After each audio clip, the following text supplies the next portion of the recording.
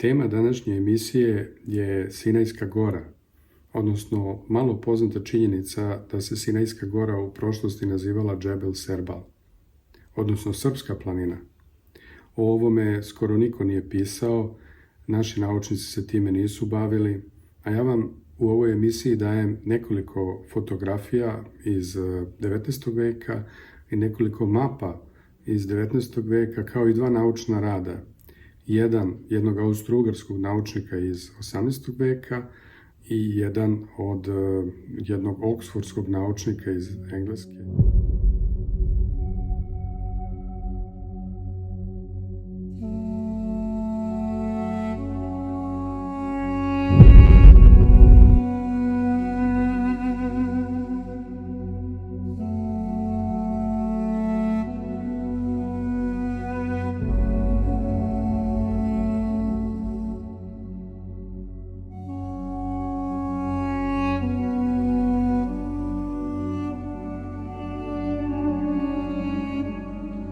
Tema današnje emisije je Sinajska gora, jer postoje drevni zapisi da se ta planina ranije zvala planina Serbal.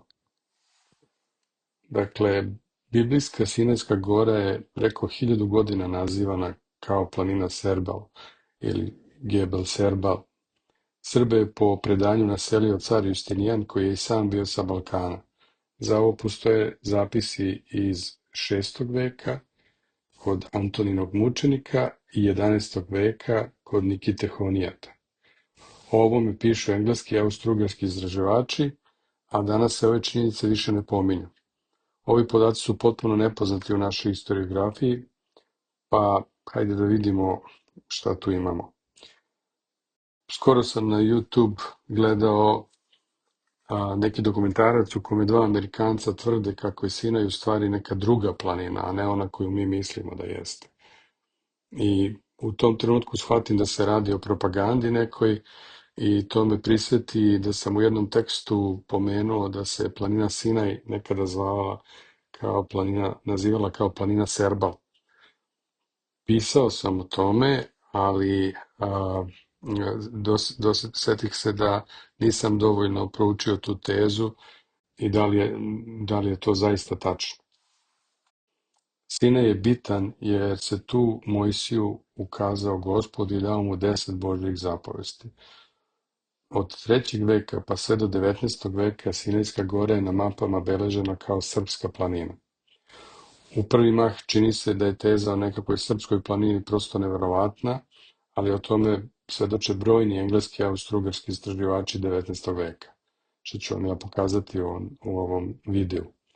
Danas niko ne pominje više planinu Serbal, a ovaj tekst pišem za buduće istraživače, jer nije bilo baš lako pronaći sve ove reference. Nova izraelska propaganda je jaka i brišu se svi stari izvori. Međutim, ako krenete mojim tragom, sve ćete ponovo pronaći. Hajde da vidimo gde se nalazi ta planina. Džebel Serbal se nalazi na Sinajskom poluostrvu u Egiptu, na nekih 20 kilometara udaljen od manastira Svete Katarine. Dajem vam ovu sliku iz Američke kongresne biblioteke. Naslov fotografije je Put ka Sinaju preko pustinje, Vadi Feiran i Džebel Serbal. Kratak opis fotografije kaže da je fotografija snimljena iz Vadi Feirana, biblijskog Refidima, između Deir el Banata na jugu i beduinskog groblja šejka Ahmeda i šejka Šebiba na severu, gde gust palmin gaj prekriva taj deo oaze Feiran. Pogled usmeren ka jugu prikazuje vrhove planine Džebel Serbal. Najviši vrh te planine je El Madhava. U obliku je krune na horizontu u sredini sa udaljenosti od 5,5 km je slikano. U prvom planu vidljivi su vrhovi u obliku zuba zapadnog venca planine Džebel Ahmar, a između Džebel Serbala i Džebel Ahmara nalazi se dolina Vadi Alijat.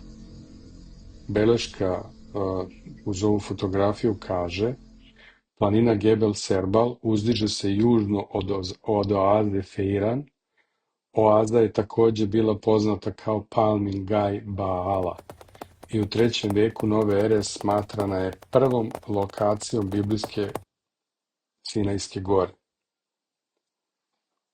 A brdo Deir el Banat služilo je kao vojna karaula tokom kasnorimskog i vizantijskog perioda između 4. i 7. veka. Oba ova vadija, što je vadije reč za dolinu, bili su putevi ka biblijskoj gori Sinaj i manastiru Svete Katarine za hodočasnike, putnike i naučnike od 4. veka nove ere. Sponzor današnje emisije je Adria Host, najbolji web hosting provider u Srbiji, gde možete brzo registrovati domen i lako postaviti svoj website. Plemena Savalka, Kraraša i druga naseljavali su oazu Feiran. Zemljani put vodi do manastira Svete Katarine preko Vadi Feirana i Vadi El Šejka, izgrađen je 20. godina 20. veka. Najraniji zagovornici Serbala bili su rani hrišćanski monasi Anahoreti u Feiranu još u 3. i 4. veku. Feiran je tada bio episkopsko sedište i oko Serbala su nicali manastiri i kelije, pa je u toj ranoj tradiciji Serbal često smatran pravim Sinajem. U 19. veku Serbal su izričito branili neki evropski autori, na primjer Karl Richard Lepsius, austrougarski istraživač, kao i Ludwig Schneller. Sad ćemo malo pričati oko manastira Svete Katarine, koji se nalazi u blizini ovih srpskih planina. Manastir Svete Katarine se nalazi na nekih 20-30 kilometara od planine Serbal, u zavisnosti kojim putem krenete. Manastir je podignut 545. godine nove ere po naredbi vizantijskog cara Justinijana. Justinijan je inače živeo između 527. i 565. godine. Planinske kapele i vizantijske monaške građevine rasute su po celoj dolini, uključujući ruševine zdanja, ispostičke kelije, molitvene niše i kamene natpise iz perioda od 4. do 7. veka naše ere. Car Justinijan je prvobitno podigao manastir koji je posvećen Bogorodici, a ime manastir Svete Katarine se ustalio tek mnogo kasnije, kada je kult Svete Katarine postao snažan, to jest nakon pronalaska njenih moštiju oko 9. veka. Krstaši su mnogo doprineli popularnosti novog imena Svete Katarine. Ove podatke o činjenici da je manastir prvobitno bio posvećen Bogorodici, a zatim, kasnije nekoliko vekova, promenio ime u manastir Svete Katarine, možete pronaći u svim enciklopedijama. Na tabli severnog zida manastira Svete Katarine piše: iz temelja je podignut ovaj sveti manastir na gori Sinaj, gde je Bog govorio Mojsiju, od smirenog cara Romeja Justinijana, za večan spomen njega i njegove supruge Teodore. Dovršen je posle 30. godine njegove vladavine i on u njemu postavi igumana po imenu Dula. Ovo se desilo 6021. godine od Adama, a od Hrista 527. godine. To je napis na tabli severnog zida manastira. Sad ćemo pomenuti priču o vlasima sa Sinaja. Dobro, ustanovili smo da je Sinajska gora u prošlosti bila Serbal, ali postavlja se pitanje da li to ima istorijske veze sa Srbima i Balkanom ili je to samo zvučna neka slučajnost. Ja sam pročitao više izvora na ovu temu koji potvrđuju ovu tezu i ovdje ću vam navesti rad britanskog naučnika sa Oxforda, Johna Nandrisa. John Andris je inače poreklom Rumun. Pleme Džebalijeh sa Sinajske gore i zemlje Vlaha, tako je naslov knjige, tako je naslov tog naučnog rada koji je John Andris napisao. Dakle, pleme Džebalijeh sa Sinajske gore i zemlja Vlaha. Znači on pominje zemlju Vlaha. Pleme Džebalijeh je vekovni čuvar manastira i okolnih svetinja. Znači sad citiram njegov rad i on kaže dalje, to pleme se sastoji od 4 rubua, Avlad Džindi ili sinovi vojnika. Oni predstavljaju egipatsku granu tradicije i često ih zovu Egipćani. A Vajejbat i Avlad Selim i Haneida potiču iz zemlje Vlaha. Znači ta plemena za sebe kažu da potiču, da su oni Vlasi i imaju zajedničkog pretka koji se zove Bahid. Postoje i druge grane plemena, kao što su Tebna klan oko oaze Vadi Fejran. Pominje se i ime Bezija, koji rade u manastirskoj bašti u Turu. To ime podsjeća na Bese, narod koji je došao na Sinaj iz Trakije, to jest sa današnjeg Balkana, odnosno otprilike iz Srbije. U celini pleme Džebalijeh bilo je klasifikovano kao kmetovi manastira. Tako su ih nazivali, kao kmetovi manastira. Ako je Justinijan poslao stanovništvo iz jugoistočne Evrope u pustinju Sinaja, to je moglo biti s nadom da su oni sposobni da obavljaju uloge koje su im dodeljene. To piše John Nandris. Pa kaže dalje, te uloge su u početku bile više vojne i logističke nego domaćinske. Obuhvatale su zaštitu manastira u ovom okruženju. Dalje kaže John Andris da je car Justinijan, kao i mnogi njegovi vizantijski podanici, bio izvorni govornik latinskog jezika sa juga Dunava, koji je do kraja života govorio prilično nesavršen grčki. Njemu se pripisuje blisko poznavanje naroda iz kojih je i sam potekao. Znači ovde imamo praktično potvrdu oksfordskog naučnika Johna Nandrisa da je Justinijan po njegovom istraživanju sa naših prostora i potekao od naroda koji tu žive, što bi ja rekao od Srba. Usmena tradicija naglašava činjenicu da su preci Džebelejah bili rimski Vizantijci. Među narodima jugoistočne Evrope, čiji se koreni, može se reći, protežu više od 2 milenijuma unazad, do romanizovanih tračkih populacija, postoji jedna grupa čiji bi način života dobro odgovarao za obavljanje neophodnih dužnosti na Sinaju. Ovde se ne navodi kao direktni predah Džebeleje.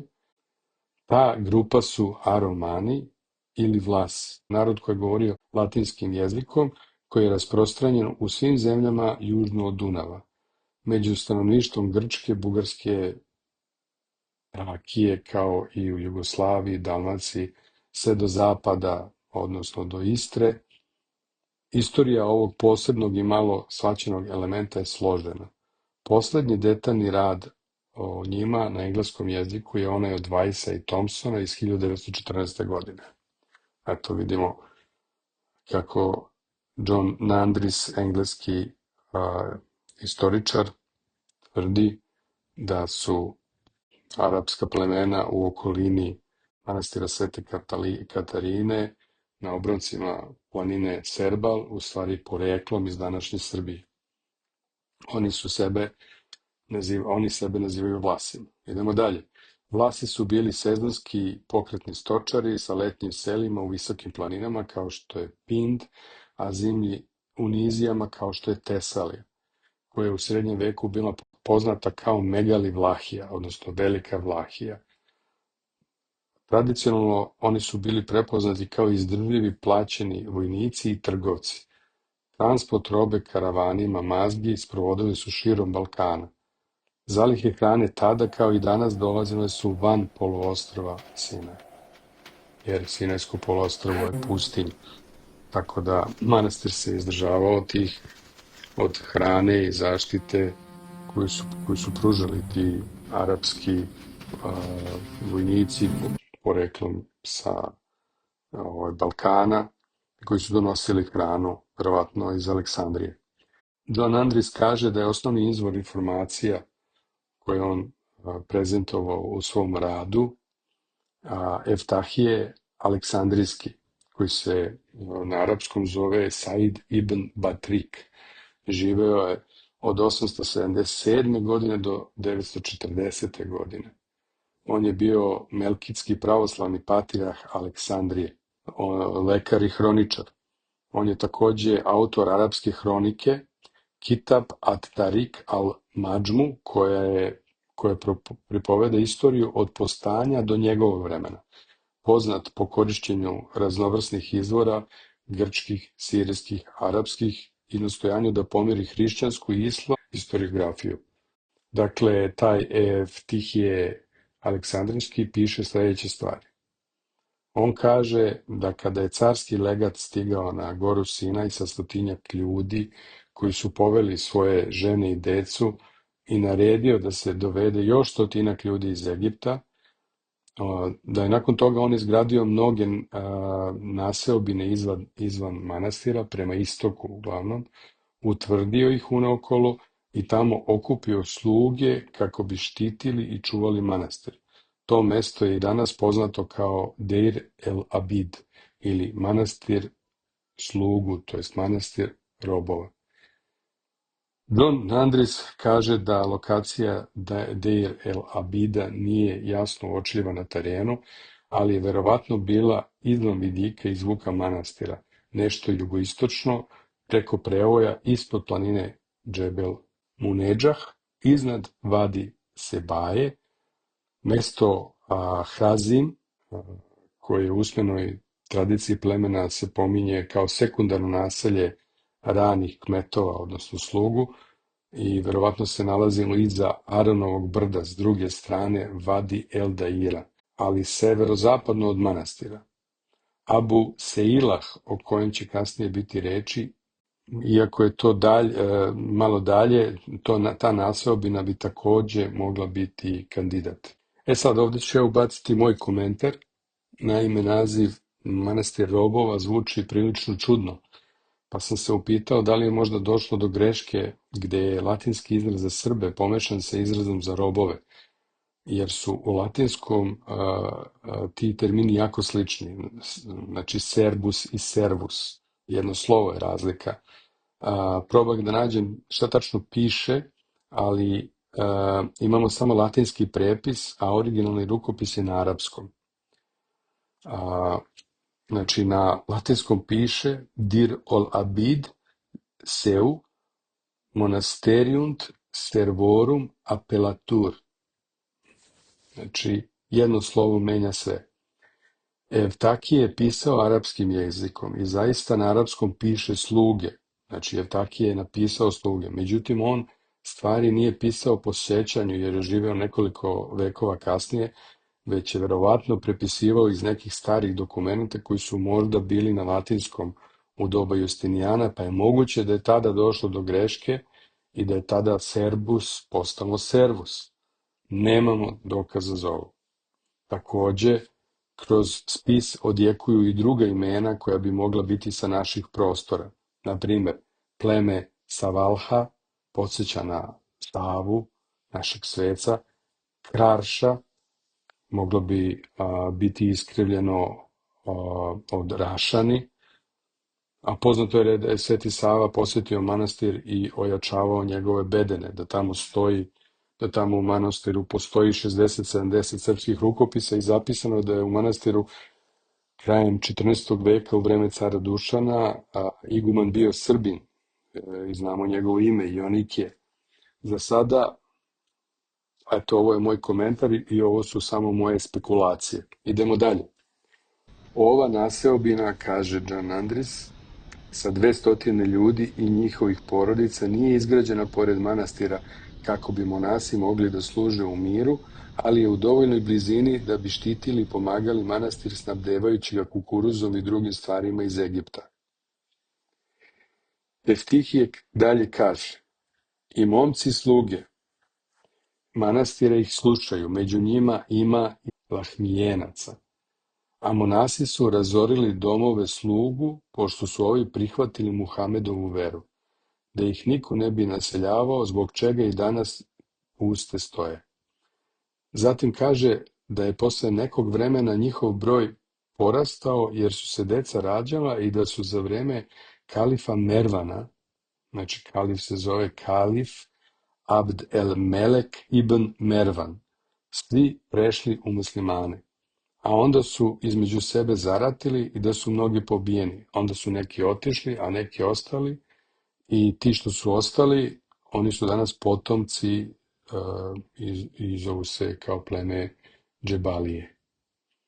Nandris kaže, John Nandris, znači engleski istoričar sa Oxforda, da je ovaj naizgled suvišan deo informacije koje je dodao Eftihije nikad nije bio kako treba objašnjen.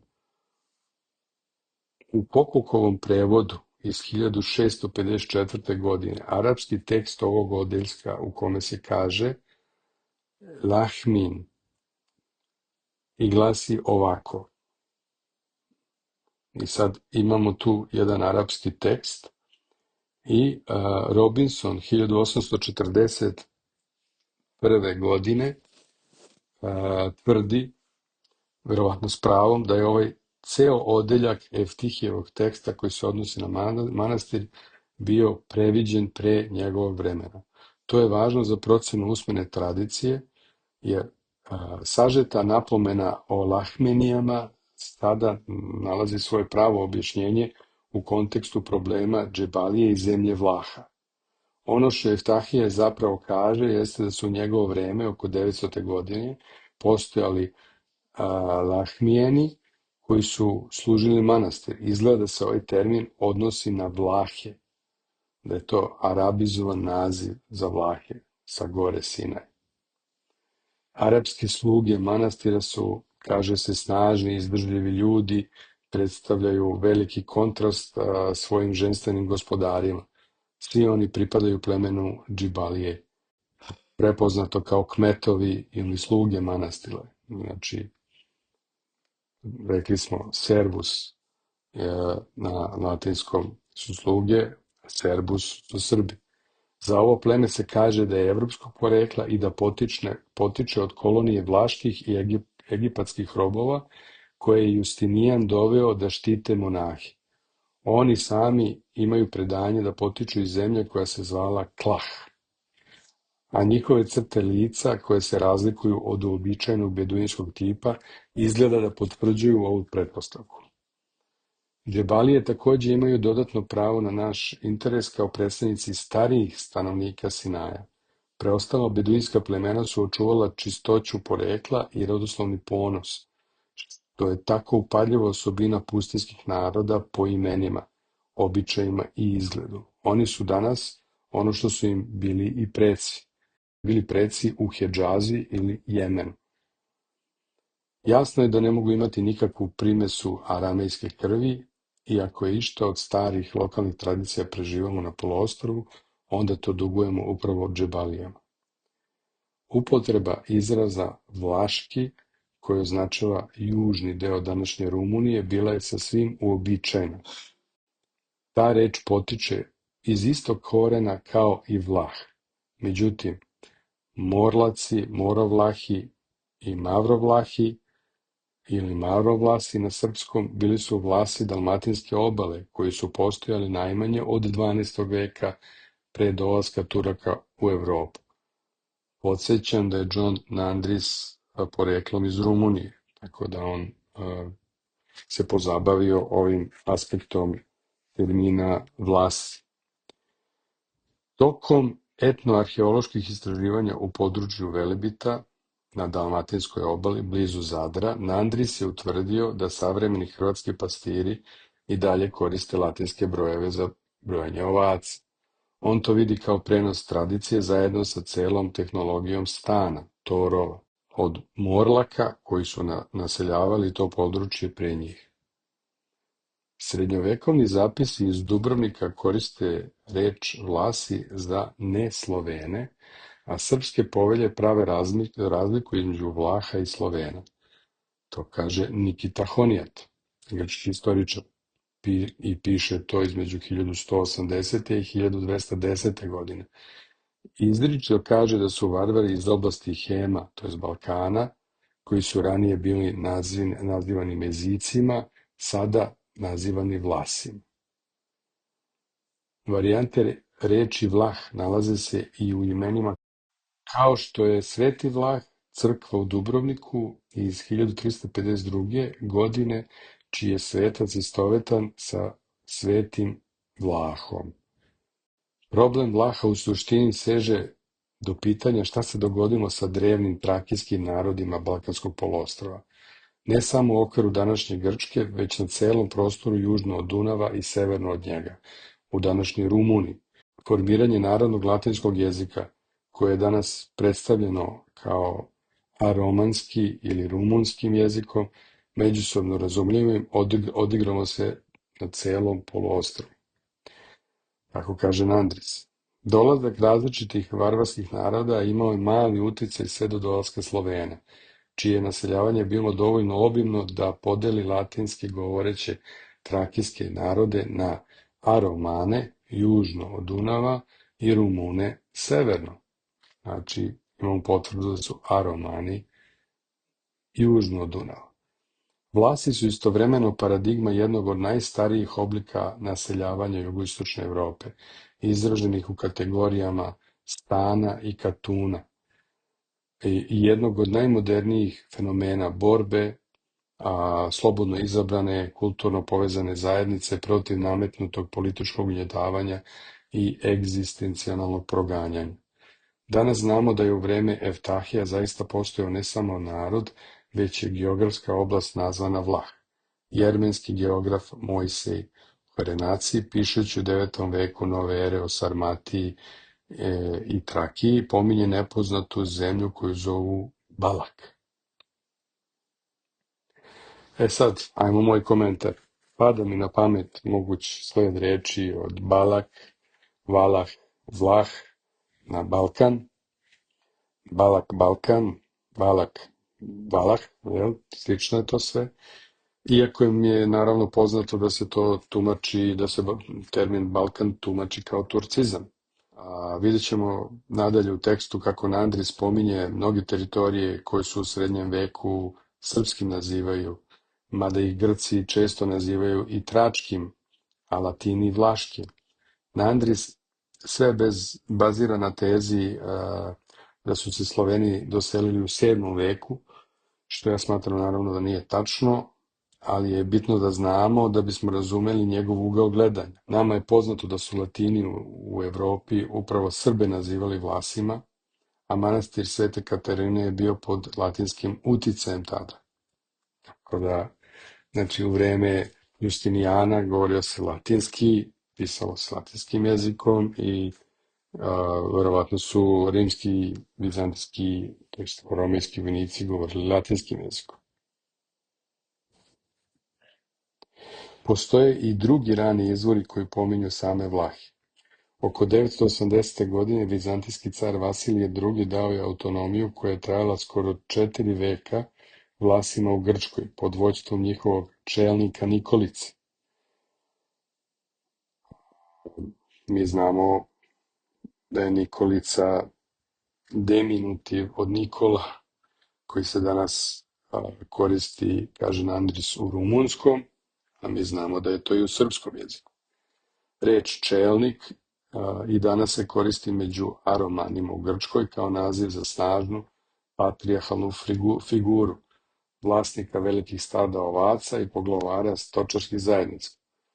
U grčkom jeziku Sarakacana, čija je materijalna kultura i način života suštinski isti kao kod Aromana, ova reč se javlja kao celingas.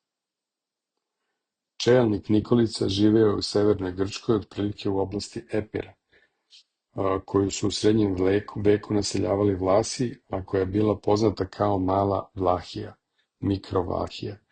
U Tesaliji je prisustvo Aromana bilo toliko snažno da je ceo region vekovima bio poznat kao Megali Vlahija, Velika Vlahija.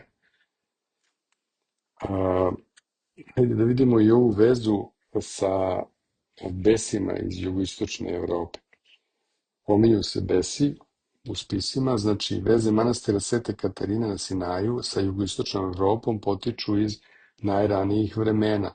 I to ne samo sa plemenom Džebalije, već je manastir tokom vekova stekao široka teritorijalna imanja u Egiptu, na Kipru, Kritu, Carigradu, Tbilisiju, Kijevu, pa čak i u Indiji. Glavne veze manastira ipak bile su sa Grčkom i Srbijom, a naročito s Rumunijom. Vojvode Moldavije i Vlaške imali su posebno značajne odnose sa manastirom. Još jedna grupa iz jugoistočne Europe povezala se u ranom periodu sa pravoslavnim monaštvom. To su bili Besi. Znači, ovo vam čitam iz Nandrisovog rada. Znači, to su bili Besi kao i Aromani, latinizovani trački planinski narodi. Njihovo prisustvo na Sinaju potvrđeno je iz nekoliko decenija nakon osnivanja manastira. Oko 570. godine nove ere, otprilike 5 godina posle smrti Justinijana, Antonin mučenik, koga zovu i kao Antonije iz Pjaćence, beleži put koji je načinio od Palestine do Sirije kroz pustinju, vraćajući se u Egipat preko Feirana. On je prvi putnik koji pominje manastir i navodi da su krajem 6. veka monasi bili govornici više jezika i navodi sledeće jezike: latinski, grčki, sirijski, egipatski i beski. Latinski se pominje pre grčkog, što nije iznenađujuće, jer je vizantijsko okruženje u kojem je manastir nastao bilo latinsko i ostalo je tako do vremena cara Iraklija, koji je i sam govorio latinski. Svedočanstvo Antonina mučenika potvrđuje da su monasi bili govornici latinskog jezika. Latinski se mogao naučiti, ali je malo verovatno da su ti Besi koje on pominje bili išta drugo do jedno ime za domorodačke Tračane koji su govorili narodnim latinskim jezikom. On kaže da je srodan rumunskom i da je srodan aromanskim narodima današnje Grčke. Znači, Besi i Geti bili su glavni starosedeoci Trakije u rimskom periodu. Primili su hrišćanstvo i od tog vremena su imali svoje manastire iz kojih su slati monasi u Palestinu. Sad ja opet ovde moram da ubacim moj komentar. Poznato je da je Nikita Remezijenski propovedao hrišćanstvo Besima na njihovom jeziku. Nikita Remezijenski je sahranjen u Beloj Palanci, a u Makedoniji postoji manastir Nikite Remezijenskog na severu Makedonije uz današnju granicu Srbije. U tom manastiru stoje freske Svetog Nikite, Svetog Simeona i Svetog Save. Manastir je obnovio kralj Milutin i bio je posed manastira Hrusija i Svete Gore. Postoji dosta teza da su Besi i Geti dva srpska plemena. Eto, vidimo da pored pominjanja Vlaha, pominu se i Besi. Sad treba pomenuti i Bosance. Evo šta kaže John Andris o tome. On kaže da je to pogrešno. Kaže, još jedno pogrešno shvatanje treba otkloniti, a ono da su džebalije potekli iz Bosne ili da su bili neka vrsta Slovena. To je posljedica mešanja ideje o njihovom jugoistočno-evropskom poreklu sa činjenicom da su najamnici iz Bosne zabeleženi u Egiptu, na primjer u tvrđavi Kasr Ibrahim u Nubiji. Džebalije su međutim od hrišćana postali muslimani već u 7. veku, dok Sloveni nisu bili pokršteni sve do vremena Ćirila Metodija u 9. veku u Moravskoj u 863. godine, u Bugarskoj 885. a u Rusiji 988. godine. Prisustvo Bosanaca u Egiptu datira između 1560. i 1811. godine i nema nikakve veze sa slučajem Džebalija. Postoji ipak metodološka veza o tome šta nedavna arheološka istraživanja u Kasr Ibrahimu do sad nisu pronašla, to jest da nisu pronašla materijalne dokaze koji bi potvrdili istorijski navod.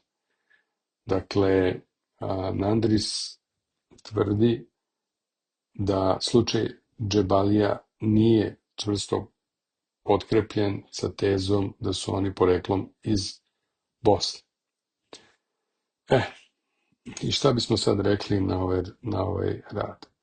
Kao što vidite, John Nandris, engleski istoričar iz Oksforda, je izneo interesantne podatke. Njegovi zaključci po meni su loši, jer on polazi od pretpostavke da su se Sloveni doselili u 7. veku i slabo pominje Srbe, a favorizuje Rumune. Međutim, nama je jasno da su Tračani, Iliri, Besi, Geti, srpska plemena, jer nam ta imena pripisuju okolni narodi i u srednjem veku.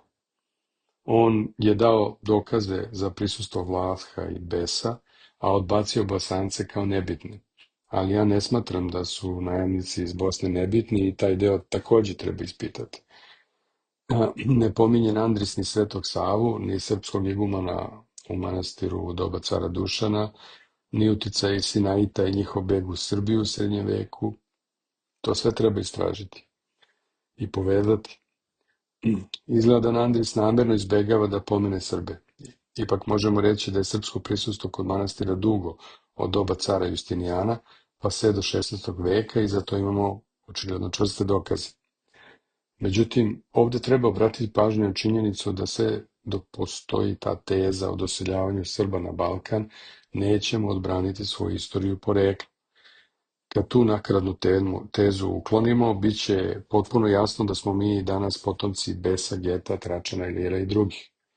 Bilo je doseljavanja Slovena na Balkan i to se odnosi na Avare, Ugare, Bugare, Gote, Hune, jer su ta plemena činili narodi pomešani Sloveni i iz Rusije sa Tatarima.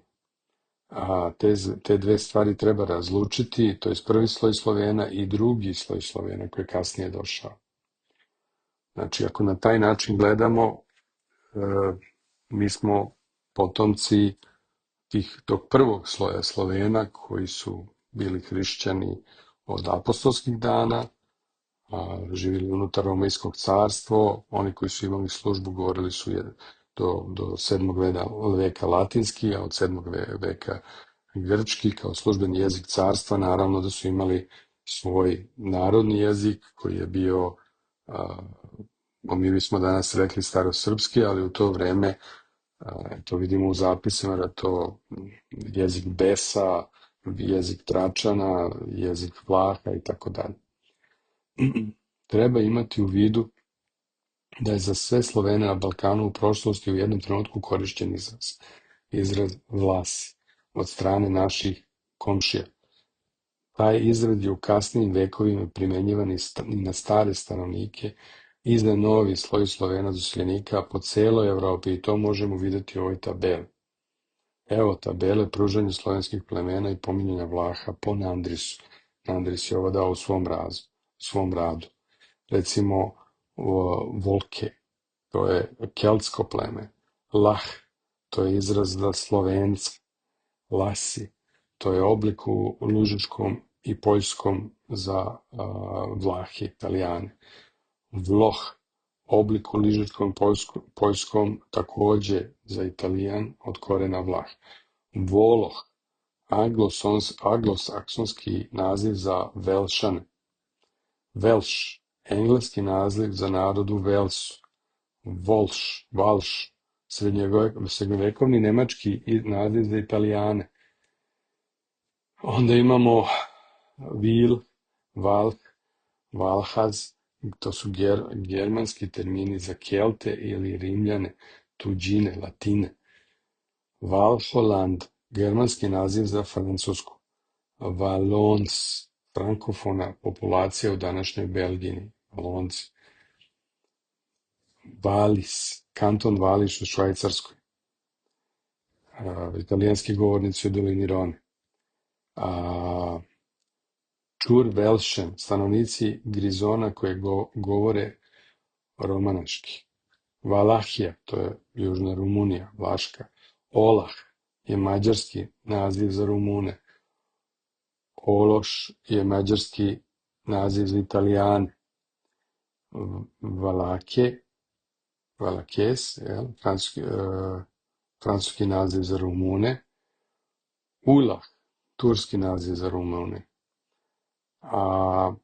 Ak-Iflak, turski naziv za Moldaviju, kao Bela Vlahija. Kara-Iflak, turski naziv za Crnu Vlahiju. Megali Vlahija, to je naziv za Teslaviju u srednjem veku, područje sa mnogo Rumuna. Mikra Valahija, naziv takođe je za jedan deo u Grčkoj. Ano Vlahija, naziv za Epir i Severni Pind. A znamo da Moro Vlahije i Mavro Vlahije, to su Vlasi Dalmatinske obale. Oni su zabeleženi najmanje od 12. veka. Dakle, smatram da je u temelju reči Vlah u stvari Vuk ili Vlk. Sloveni su imali kožuhje, ovčije kožuhje i vučije kože na sebi od starine. Romejski izvori kažu da su zavijali kao vuci kada pevaju, a mene to nepodnošljivo podsjeća na krajiške pesme. Kuči vjetar kroz jelovo granje, nema pjesme zor. Otuda je možda i izvor reči Balkan, kao Valah-an, Balkan. Vuk je poznat kao srpska totemska životinja i znamo ko su bili Vukovići i Vukotići. Sponzor današnje emisije je Adria Host, najbolji web hosting provider u Srbiji, gde možete brzo registrovati domen i lako postaviti svoj website. Pominje se i da je car Likinije sa naših prostora, a Likos na grčkom znači Vuk. Rumunija je od 18. veka koristila isti jezik kao i Srbi u crkvi, a posle su to jezuiti obrazovanjem promenili. Crnjanski je pisao o drevnim Srbima na britanskom tlu. Profesorka Ranka Kujić je pisala crveno i belo srpsko-keltske paralele, pa me ne čudi ni za Kelte, ni za Velšane, ni za to što je pisao crnjanski. Mnogi stvari će se otkriti kada se shvati da je među Vikinzima i Varjazima bilo severnjaka, koji su činili Danci, Švedi i Norvežani, ali da su većinu činili nekršteni Sloveni i da su svi zajedno imali slične bogove i urezivali rune. Ovo je već druga tema, pa neću dalje o tome danas, ali da sumiramo. Pogledao sam radove Karla Richarda Lepsiusa, nemačkog lingviste koji je obilazio Sinajsku goru. On je tvrdio da je prava Sinajska gora od davnina poznata kao planina Serbal. On nigde ne pominje Srbe i Balkan, ali daje zapis o jednom starom grčko-arapskom napisu na kome se pominje car Justinijan i carica Teodora. Engleski naučnik John Nandris 1978. godine obavlja istraživanje za Britansku akademiju i povezuje Serbal, Justinijana i Balkan. Naravno, on, pošto je i rumunskog porekla, on naginje ka rumunskoj teoriji. Međutim, naši istoričari, nažalost, ovo nigde ne pominju i ja nisam nigde čuo da je neko istraživao na ovu temu. Eto, neko će reći da fantaziram, ali ja ću vam dati sliku korice jedne raskošne knjige iz manastira Svete Katarine, na kojoj možete vidjeti scene kako Bog daje tablice Mojsiju. Knjiga je iz 1587. godine i jasno ćete razaznati natpis iznad raspeća i natpise koji su na staroslovenskom. Dakle, ako naša nauka nije svesna planine Serbal danas, mi imamo dokaz svakako da je naša crkva itekako bila svesna priče o planini Serbal i gde se nalazi prava Sinajska gora. Međutim, vremenom izgleda da je to sećanje nekako izbrisano i o ovome danas niko ne govori. Bilo kako bilo, oni su nas zvali Vlasi, a mi sebe Srbi i čuvali smo Sinajsku goru jedno vreme. Eto, toliko za danas. Nadam se da ste uživali u današnjoj emisiji. Oprostite na omaškama, ako su se podvukle u montaži i u čitanju teksta, ipak nam je ovo prva emisija. U svakom slučaju obećavam da ćemo vremenom postati bolji u ovome što radimo. Preporučujem da se subscribe-ujete na ovaj kanal ako vas interesuju teme o zabranjenoj srpskoj istoriji, kao i o pravoverju Svetog Save, odnosno o pravoslavlju, kako je izgledalo pre nego što je promenjeno u 16. i 17. veku od strane jezuita. Što se nas tiče, toliko za danas. Do sljedećeg gledanja, veliki pozdrav i što se kaže, od Boga vam zdravlje.